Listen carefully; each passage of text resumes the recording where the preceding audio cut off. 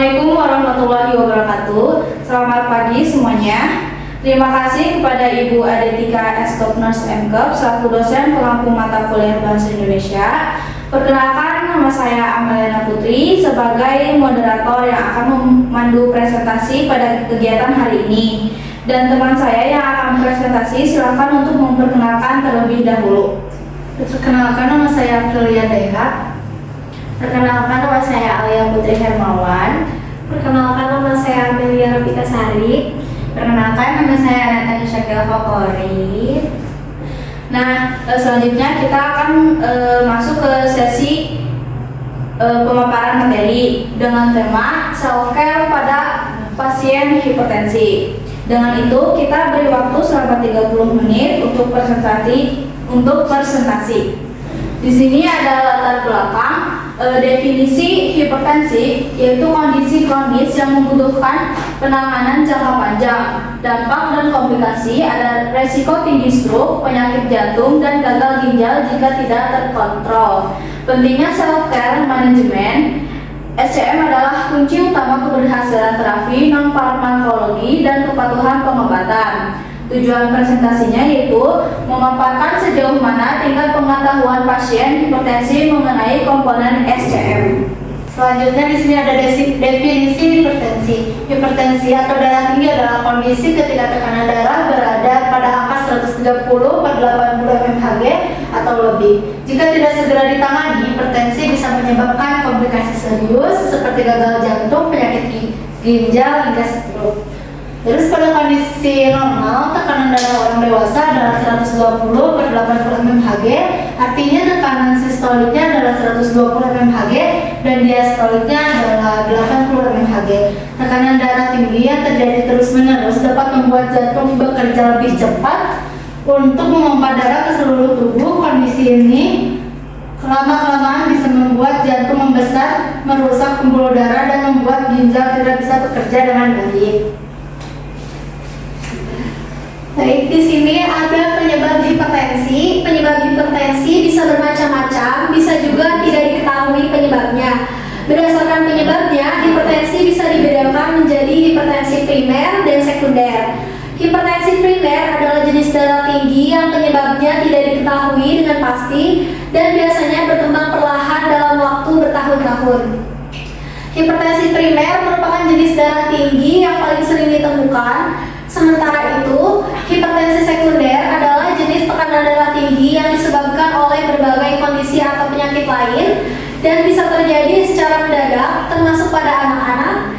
Hipertensi juga bisa dipicu oleh emosi. Contoh yang paling sering ditemukan adalah hipertensi jas putih atau white coat hypertension, yaitu hipertensi yang disebabkan oleh rasa takut atau cemas saat menjalani tes kesehatan.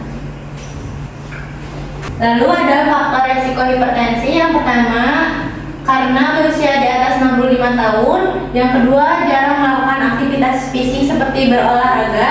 Lalu yang ketiga ada sedang hamil. Yang keempat, genetik atau di dalam keluarga ada yang memiliki penyakit hipertensi juga. Yang kelima, ada mengkonsumsi garam berlebih. Yang keenam, merokok dan meminum alkohol.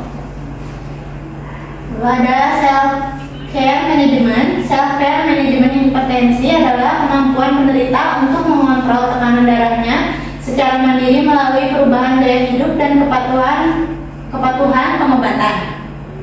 Meliputi diet rendah garam, olahraga teratur, berhenti merokok, kelola stres, dan tidur cukup, serta pantau tekanan darah sendiri untuk mencegah komplikasi serius seperti stroke dan penyakit jantung.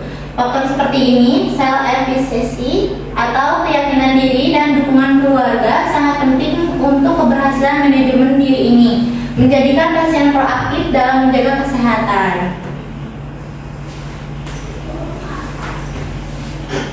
Lalu selanjutnya ada komponen utama. Komponen utama self-care manajemen hipertensi, manajemen diet, batasi garam, kurang asupan natrium dari makanan olahan, perbanyak kalium dan magnesium seperti konsumsi buah dan sayuran kaya nutrisi ini, kurang lemak dan kolesterol, hindari makanan tinggi lemak dan jenuh dan lemak trans.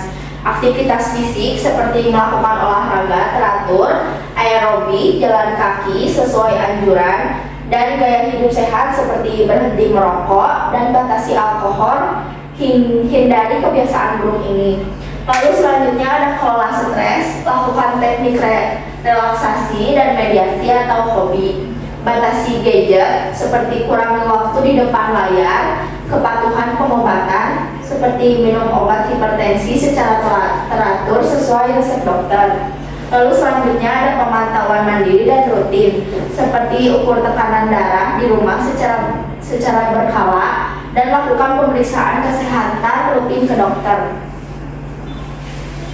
Oke, sebelum ditutup, saya akan membacakan kesimpulannya terlebih dahulu.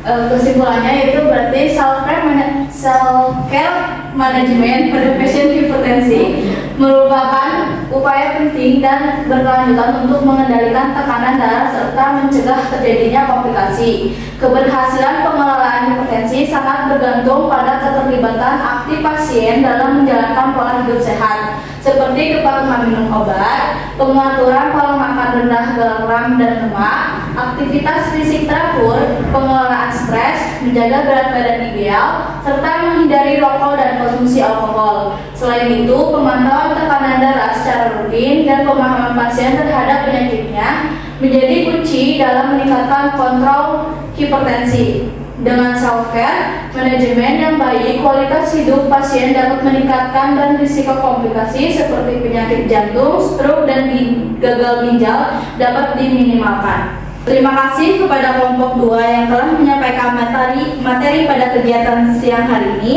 Semoga apa yang telah disampaikan pada pertemuan siang hari ini dapat bermanfaat dan memberikan wawasan yang lebih luas lagi.